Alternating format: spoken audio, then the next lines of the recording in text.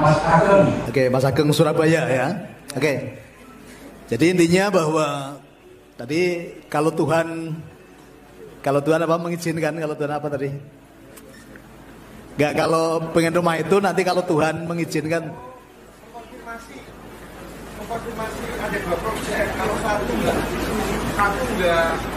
berarti enggak diizinkan. Enggak diizinkan itu ya. Oke. Ya, jadi gini Mas Ageng. Berlaku untuk semua ya. Tuhan itu Tuhan yang demokratis, Tuhan yang sangat adil. Maka Tuhan yang demokratis dan Tuhan yang sangat adil itu, Tuhan selalu memberikan kebaikan-kebaikan bagi umatnya. Nah, tepatnya bukan memberikan tapi menyediakan. Menyediakan semua hal yang baik terhadap umatnya. Jadi kalau ada yang ngeklaim bahwa ini hanya miliknya kelompok ini, enggak. Ya, Tuhan menyediakan kelimpahan bagi semua makhluk ciptaannya. Nah, karena sudah disediakan, tugas kita apa? Menikmati. Tapi konsep ajaran agama itu kita dapat pengajaran bahwa Tuhan itu memberi. Kalau Tuhan memberi, saya pastikan tidak adil. Ya, karena tolak ukurnya enggak jelas. Jadi Tuhan itu sudah menyediakan, memfasilitasi. Ya, bahasa Pak Qasim memfasilitasi. Ya, kalau bahasa saya Tuhan menyediakan kelimpahan bagi semua makhluk ciptaannya tanpa terkecuali. Karena Tuhan sudah memfasilitasi tadi. Tuhan sudah menyediakan. Ya, Tuhan tidak pernah memberi. Nah, ini dirubah dulu mindsetnya. Kalau Tuhan memberi itu nanti cenderung ke apa? Fixed mindset, bukan grow mindset. Banyak orang akhirnya tidak punya daya juang. Nah udah, Tuhan mentakdirkan atau Tuhan memberi saya seperti ini kok. Nah itu agama itu menyumbang kemiskinan cukup besar. Kenapa? Diajarkan fixed mindset, kemudian diajarkan menjadi peminta-minta, diajarkan dagang dengan Tuhan.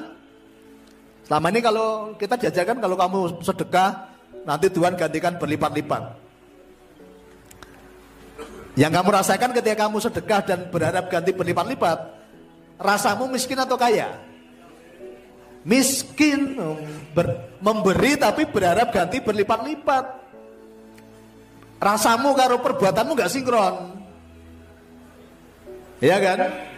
Perbuatannya baik memberi tapi berharapnya ganti berlipat-lipat. Anda sedang merasakan kemiskinan, bukan kelimpahan.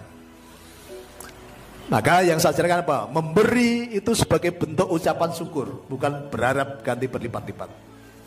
Kalau berharap ganti berlipat-lipat, itu energi kemiskinan, nggak nyambung, nggak connect. Banyak orang katanya udah menolong, membantu, tapi kok masih miskin. Ya kenapa? Karena berharapnya ganti berlipat-lipat. Ngakali Gusti Allah gitu loh, dagang sama Tuhan. Energinya buruk, itu kan energi, vibrasi, frekuensi, hubungannya seperti itu. Nah, cara menikmati salah satunya apa? Kita mencipta dulu. Atau membayangkan ya. Penciptaan dimulai dari mana? Dari daya imajinasi. Maka cipta itu di sini. Cipta, rasa, karso kalau bahasa Jawa. Nah, selama ini banyak orang pengen banyak uang, tapi selalu pikirannya, penciptaannya itu seolah-olah tidak senang uang. Contoh ya, uang membawa orang dalam maksiat. Uang besok mati tidak dibawa. Uang itu menjauhkan persaudaraan. Uang itu meretakkan pertemanan. Pengen uang tapi polanya di sini apa? Seolah-olah uang itu sesuatu yang jahat. Kontra akhirnya kan. Maka tidak bisa dirasakan kelimpahannya. Uang tadi sesuatu yang buruk kan gitu kan. Contoh lagi ini yang sering ngomong nih. Alah, uang tidak bisa membeli kebahagiaan gitu ya. Sering ngatakan gitu gak? Ya, iya, itu kalau uangnya sedikit. Kalau uangnya sedikit gak bisa membeli kebahagiaan. Gak bisa merasakan kebahagiaan karena apa? Sedikit uangnya. Betul ya? Nah justru bagaimana kita mengakses kelimpahan, kita mulai punya cara pandang yang baik terhadap uang. Kemudian dirasakan, rasanya uang sugih piye? Rasanya uang kelimpahan piye? Udah tak ajarkan di YouTube ya. Dicipta di sini, dibayangkan di sini, kemudian dirasake. Nah, tadi kan ada rasa tadi ya. Ono, kroso, cetha. Nah, ononya sudah ada. Sudah apapun yang kita inginkan itu sudah ada di alam kuantum namanya. Kalau bahasa agamanya di alam goib. Ya, jadi masih goib. Jadi semua itu sudah ada tapi belum wujud gitu loh. Nah, tugas kita apa? Mendohirkan, mewujudkan. Caranya piye dirasake sih. Kalau kita pengen kelimpahan yo rasano wong sugih itu seperti apa? Kalau kita pengen bahagia yo ciptanan rasa bahagia seperti apa? Ya dicipta ya. Ciptanya di sini kemudian dirasakan. Saya harus bisa merasakan kelimpahan. Bagaimana caranya? Saya jalan pagi. Ya, dari rumah saya katakan, Tuhan pertemukan saya dengan orang yang berhak menerima rezeki ini. Artinya apa? Saya harus membuat orang lain itu merasakan kelimpahan dulu. Contoh ya, ketika saya ketemu pemulung, ketemu ibu-ibu jual bubur, ibu-ibu tua jual bubur, tukang sampah. Kemudian tiba-tiba orang itu saya kasih uang 500 juta. Yang dirasakan orang tadi kelimpahan enggak? Pasti kelimpahan. Karena selama ini paling penghasilan mereka 50 ribu. Tiba-tiba ketemu saya, dia dapat uang 500 ribu. Dalam hatinya dia merasakan kelimpahan. Saya pun lebih-lebih. Di pagi itu saya sudah merasakan kelimpahan gitu loh. Jadi kita cipta di sini, kemudian kita rasakan energi kelimpahan tadi sudah kita rasakan gitu loh. Nah, akhirnya dirasake lah nanti wujudnya dicetha tadi. Nah, sebelum wujud dirasake sih, dicipta dulu dirasake, nanti pasti akan menjadi kenyataan. Ini ada istri saya, waktu itu kami ada rumah di Solo cuma 4 kamar. Kami sering diskusi, Pak kalau ada tamu kan cuma yang kosong cuma 1. Nah, saya pengen rumah berapa? Akhirnya kita sepakati. Kita pengen rumah dengan 7 kamar. Ya udah kita cipta. Itu saya dengan Buniko masih tulisan saya ditempel di tempat Buniko bercermin. Tempat kami bercermin di kamar. Tuhan, aku mau rumah yang besar, mewah dengan 7 kamar. Masih disimpan Pak ya tulisannya ya, masih. Dan terwujud. Jadi dulu caranya gimana? Ya setiap ada orang menawarkan rumah, yang saya tanyakan bukan harganya, tapi yang saya tanyakan adalah jumlah kamarnya. Karena saya sudah mencipta tadi, Tuhan aku pengen rumah yang besar, mewah dengan 7 kamar. Jadi setiap ada orang nawari rumah, saya nggak akan tanya harganya. Yang saya tanya adalah jumlah kamarnya. Nah, begitu ada orang, ya kamarnya dihitung saya berapa? Pak, kamarnya 7. Ya wes, iku mesti rumahku itu. Dan terwujud. Jadi saya nggak nanya harganya. Karena harga pasti akan menyesuaikan dengan apa yang sudah saya pilih tadi. Uangnya pun juga semesta sudah sediakan. Gitu.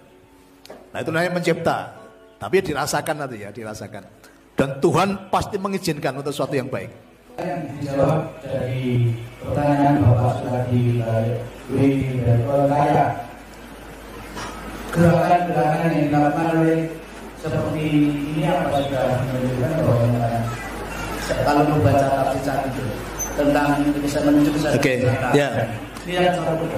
Ya justru gerakannya bukan membangun sebuah organisasi, karena kalau organisasi nanti isinya kepentingan lagi nanti.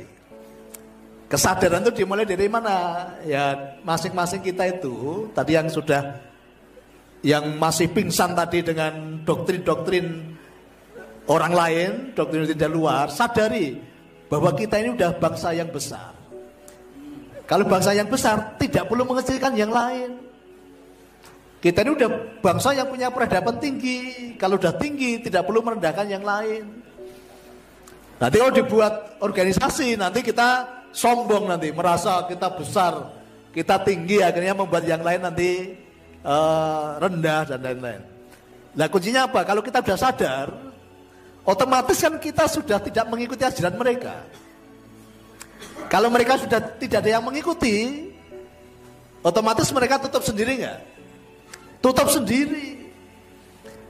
Maka bagi bahasanya apa kalau di Habib itu apa? Muhibin. Pesantrennya apanya apa bro? Mukibin ya. Nah justru kalau nanti sudah tidak banyak mukibin, kan jualannya mereka tidak laku. Kalau tidak laku ya otomatis pulang ke negaranya sana. Makanya jangan dibeli jualannya. Kita sadari bahwa ilmu leluhur kita ini sudah tinggi peradabannya, sudah tinggi nilainya. Ya, bahkan guru-guru sampaikan Islam kita ini lebih Islam yang lebih powerful. Kan gitu. Nah, justru kesadaran inilah dimulai dari masing-masing kita. Semua yang datang tadi, yang sudah mendapat ilmu-ilmu tadi, ayo pulang kita menjadi pelaku-pelaku kesadaran tadi. Kita mulai membangunkan pasangan kita, keluarga kita, lingkungan kita yang masih belum sadar tadi, mulai kita beritahu, mulai kita sampaikan pesan-pesan ini gitu loh. Nah kalau Nusantara ini udah semua sadar tadi, kejayaan pasti terjadi, kelimpahan pasti terjadi. Ibaratnya yang tadi sudah mau pulang, nunggu kesiapan kita semua gitu loh. Karena itu nggak akan pulang kalau banyak orang ini belum sadar. Contoh saya bocori ya, saya bocori.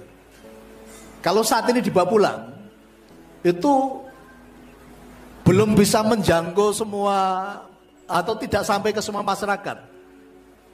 Ya, karena dengan sistem pemerintahan yang ada sekarang ini kalau kita bicara kue gitu ya, kue yang datang 100%, nanti yang dinikmati masyarakat itu tidak ada 50%. Kalau dengan sistem yang ada sekarang ini, maka pemerintahan pun nanti juga harus mulai ditata, dirubah. Jadi inilah menuju Nusantara baru itu ya termasuk nanti sistem pemerintahnya juga dirubah. Baru semua nanti akan nyaman ya, menuju betul-betul Nusantara emas. Semua akan mengalami perubahan nanti. Ya, sistem tata kelola pemerintahan, tata kelola sistem politik. Karena politik kita itu politik yang high cost. Ya. Tadi untuk wali kota aja, bupati itu rata-rata ya 20 miliar. Nah, ini beliau juga pernah punya pengalaman ini. Orang belum melihatnya radati ya Mas ya. Ya. Sekarang dewan itu kalau dewan di daerah kabupaten itu minimal 1 miliar. Dewan provinsi minimal itu Mas, minimal. Dewan provinsi 2,5 miliar. Dewan RI 5 miliar. Kali berapa ribu orang waktu itu yang mereka mencalonkan diri. Itu baru dari calon saja. Belum biaya politik, biaya pemilunya. Itu puluhan triliun Bapak sekalian.